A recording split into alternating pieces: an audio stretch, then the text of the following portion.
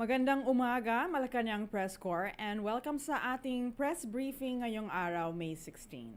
Sa sectoral meeting kanina, tinalakay ang panukalang National Tourism Development Plan. This aims to establish a Philippine tourism industry anchored on Filipino culture, heritage, and identity, with the goal of transforming the country to be a tourism powerhouse. To give us more information about this, we are joined by Tourism Secretary Christina Garcia Frasco and Department of Information and Communications Technology Secretary Ivan Uy. Good morning, Secretary Frasco and Secretary Uy. Hi. Let's start with Secretary Frasco.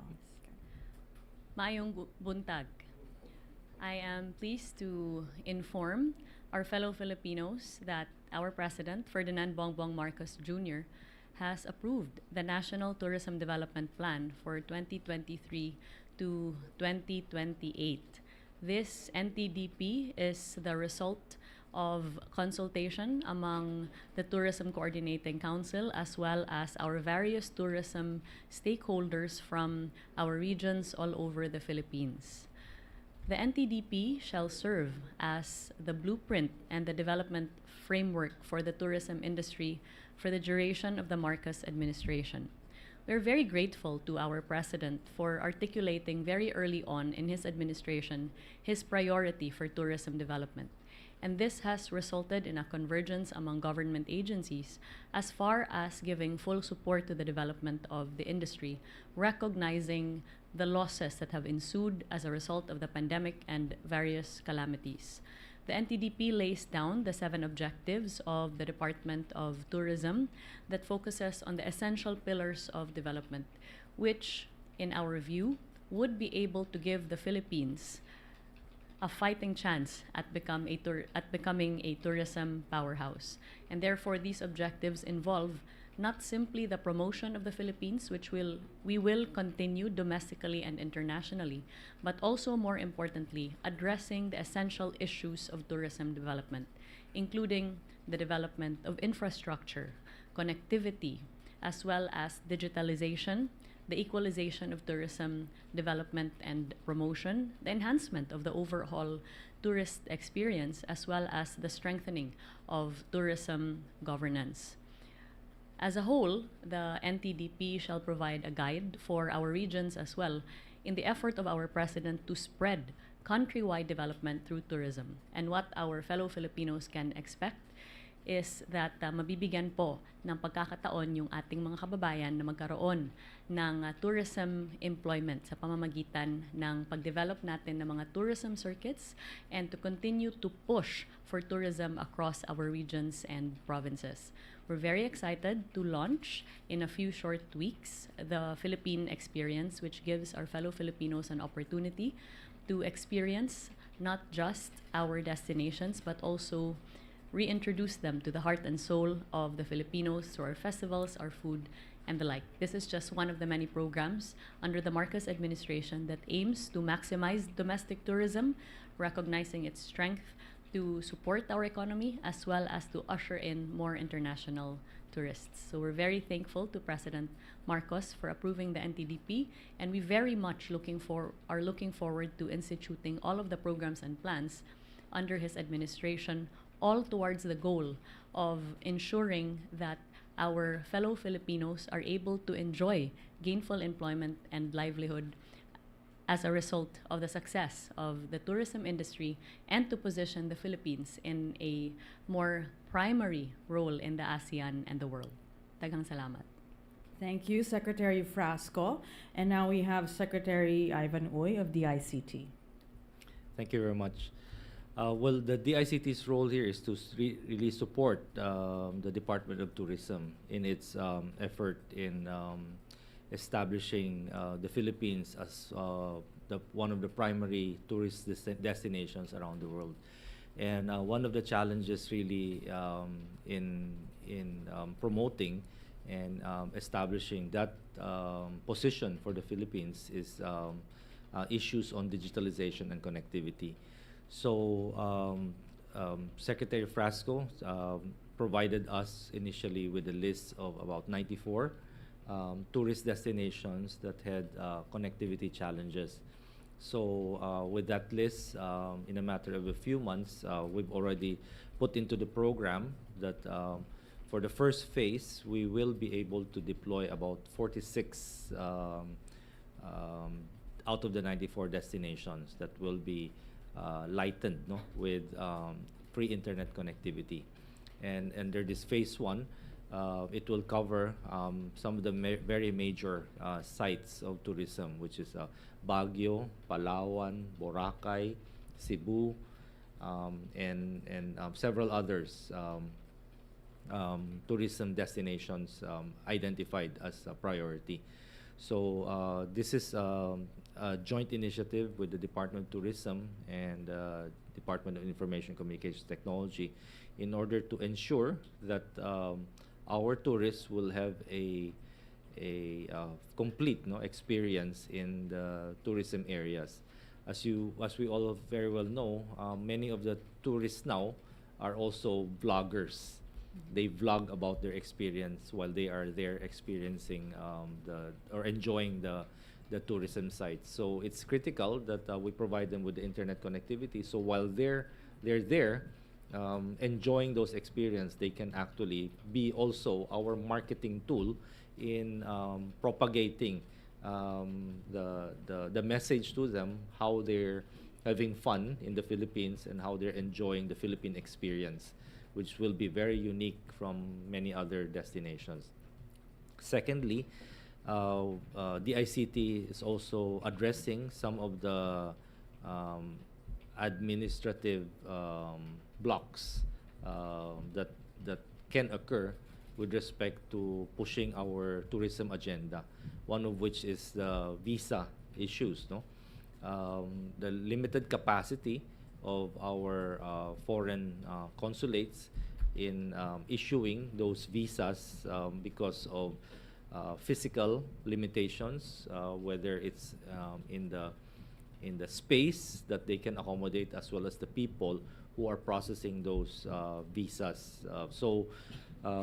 Together with Department of Tourism, with the Bureau of Immigration, with the Department of Foreign Affairs, DICT is coming in to help deploy an e-visa system, and we're also cooperating with all of these agencies and looking at private partners in order to provide these platforms in order to deploy the e-visa system. There are many providers already out there that are tried and tested, and they have extensively provided those services to other jurisdictions with respect to e-visa. So we will be working with those entities, those private sector partners who already has proven capacity in handling that, and integrate them with our platform on the e-visa in the e-travel, so that we have a seamless experience for our tourists who are coming into the country. And this will greatly increase the capacity. Our estimate internally is it will increase the capacity by tenfold, multiple of 10. So from let's say from 600 to 6,000. Let's say if these are in the areas where there are challenges with respect to issuance of those e-visas. This is just an initial stage, and we will continue to look for ways of improving the digitalization of our of our infrastructure as well as connectivity to support all the different departments of the government. And in this case, the Department of Tourism is one of our foremost agencies that have actually engaged the ICT and have very close coordination with the ICT in delivering the Philippine experience. Thank you. Thank you, Secretary Uy. Now we open the floor to any questions. Kathy Valente of Manila Times. Yes, good afternoon, Secretary Frasco. May 12,000 COVID cases po ang naitala kahapon ng DOH. may factor daw po ba yung mga revenge travel, lalo na ngayong may mga fiestas, festivals, and may plano po ba tayong ihigpitan ulit yung travel rules because of the increasing number of COVID cases in some provinces? Tapos na po yung pandemya. Sabi po yan ng World Health Organization. Kaya naman po, while we continue to support the Department of Health's measures as far as ensuring the health and safety of our fellow Filipinos, the direction of the Philippines is forward. And that is to ensure that we continue to open up the country to travel and tourism, as is the direction set by our President. Of course, all the minimum health and safety standards are in place, and this is also made sure of as far as compliance with our DOT accredited establishments. Okay. Harley Valbuena, DZME. Hello, good afternoon po.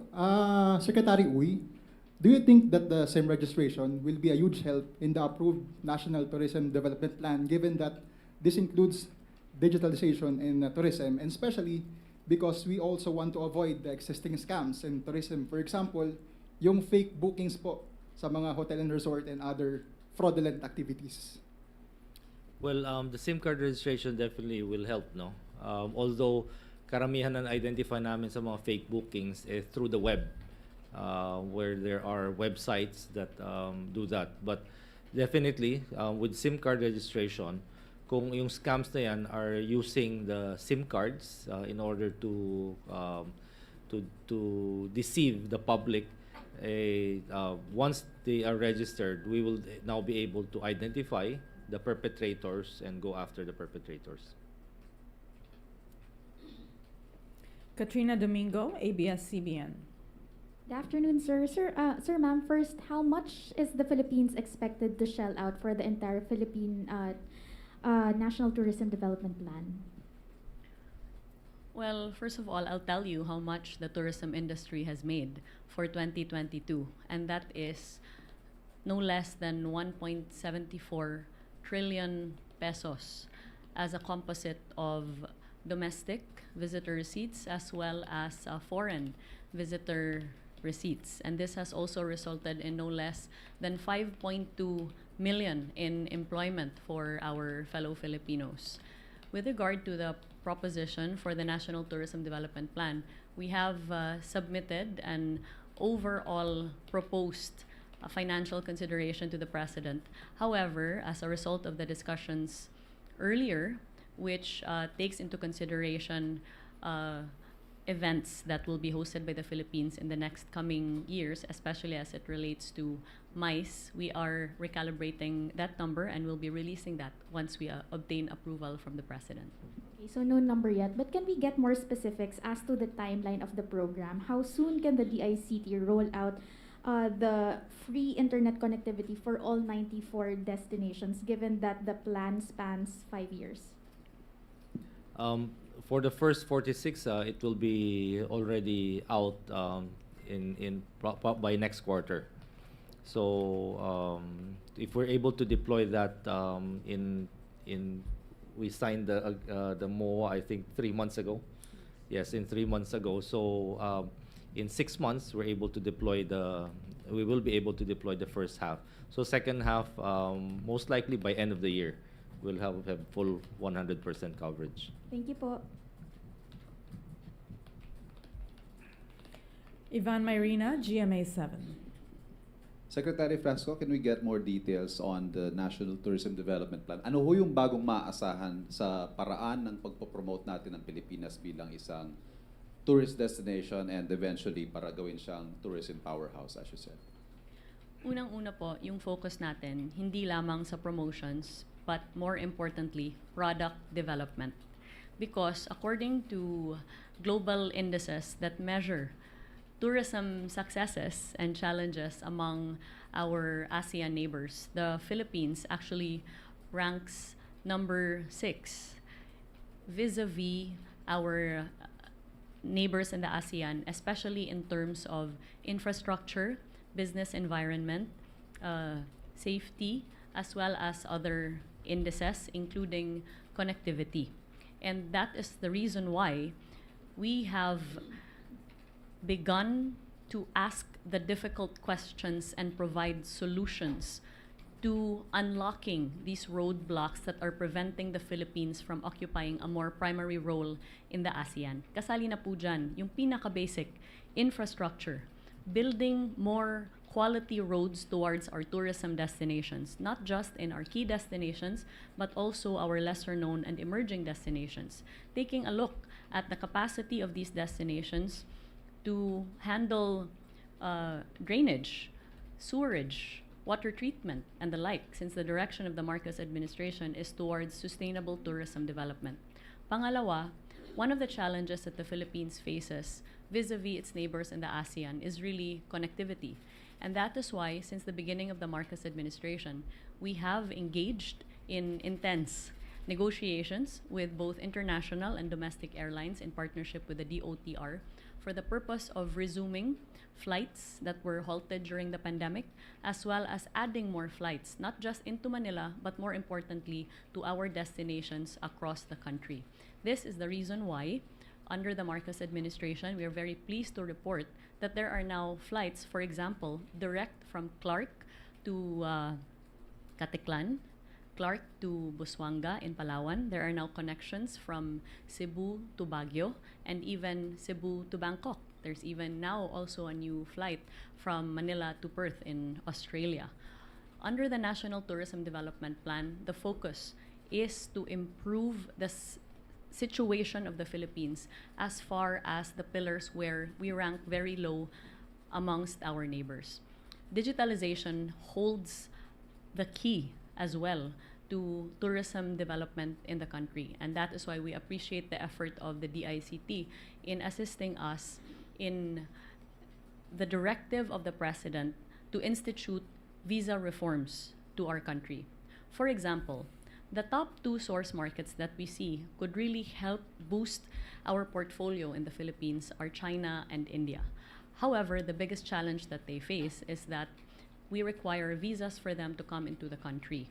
And the present capacity of the Department of Foreign Affairs and the consular offices is very limited. And it's really by way of the institution of the electronic visa, as well as the resumption of the group travel, visa on arrival, as well as more liberal landing permits from the Bureau of Immigration as far as cruise or tourism is concerned, that we foresee we would be able to fully open up opportunities for the Philippines for our source markets in China and India. Notably, in 2019, China was able to deliver 1.7 million tourists into the Philippines. However, as of now, China only ranks at number 6 at less than 100,000, notwithstanding the fact that we have already received over 2 million tourists in the first 5 months of this year.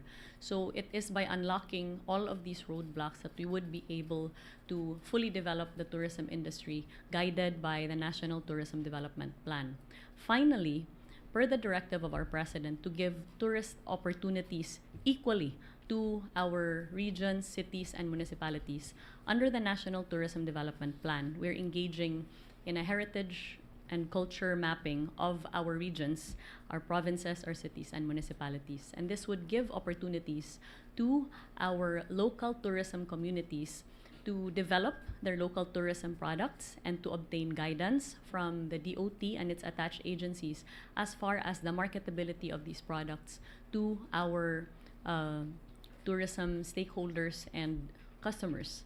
So it's really a comprehensive look at the tourism industry and a comprehensive roadmap towards its development. Follow-up, is there also going to be a change in our marketing strategy, marketing our product, the Philippines? For example, magkakaroon ba tayo ng bagong slogan? Are we going to retain it's more fun in the Philippines, or are we going to offer our best to the world? The main change, first of all, is that the focus of the Department of Tourism will be to highlight the heart and soul of the Filipino that is evident in our culture, our festivals, our food, the local products of our small and medium enterprises, our living cultural heritage, everything that makes us diverse and unique and a proud Filipino people that gives us pride of place. We are putting forth the best of the Philippines to the world because it cannot be denied that we do give the world our best. And while the Department of Tourism has not yet come out with an enhanced tourism slogan, as that is a country brand, I assure you, you love it. Baka There pwede will na natin be i-break. in the next few weeks, but we will make sure to engage in consultation with our tourism stakeholders first, as their opinions matter very much to us. Salamat po. Thank you. Okay. Alan Francisco, PTV4. Hi, ma'am. Hi, sir. To Secretary Uy. Sir, with the extension of this SIM card registration, yung mga ibang kababayan natin nakatatanggap pa rin ng text scams. At sabi niyo po noon, expected ito. Can you please elaborate, sir? Yes, during our last press con, no, I already warned that once in-extend natin ito, the scammers will take that opportunity to continue and to hasten their scamming methods using their respective cell phones dahil kumbaga last chance na nila to be able to do that. So dumami na naman yung mga text scams and but most of them now have redirected their or reprogrammed their their approach. Panloloko nila asking people na nag-register na ba kayo ng SIM card nyo? Kung hindi pa, click this link and you go to their site, which is a fake site, and that's where they capture your personal data, which you key into those sites. They also have exploited that with respect to e-wallets na purportedly you will receive a text coming from the e-wallet provider na kung nag-register na kayo ng SIM card, kailangan mag-re-register kayo ulit sa e-wallet nyo in order to be able to activate it. That is not true, no? Once you register your SIM card, everything is still the same and you are still registered to your e-wallet. So do not fall for those scams. We're hoping that our kababayans would register quickly and so that we can cut this method, no, this avenue of defrauding our kababayans by using the SIM card. That the last deadline is July 26, and we're hoping that we'd be able to really end all of this scamming via text. As of May 10, we already have about more than 95 million SIM cards registered. So that's a very good number, and we expect that in the next few months we'll be able to hit our target already. Thank you. Okay. Thank you very much. Thank you, Secretary Frasco and Secretary Uy, for the updates on the National Tourism Development Plan and the development of the e-visa for potential tourists. Thank you, Malacañang Press Corps. Have a good afternoon, everyone. Salamat. Thank you. Thank you.